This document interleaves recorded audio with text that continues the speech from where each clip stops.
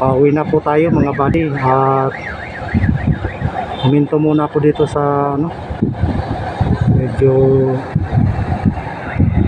maganda po ang dito, maganda ang simoy ng hangin, kaya nagtambay muna ako maaga pa naman, at tayo lang naman sa bahay, nag-iisa lang tayo sa bahay, kaya pag umuwi tayo sa bahay medyo nakaka-boring pag maagang uwi.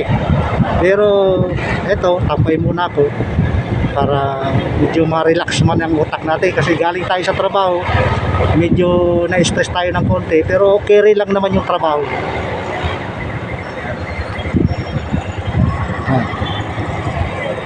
Kaya nagtambay ako muna ng saglit, kasi malapit lang naman ang bahay ko rito sa trabaho ko. Mga 15 minutes lang biyahe, wala pa nga, minsan pagka binibilisan ko umabot lang ng 10 minutes, ganun ka lapit sa bahay.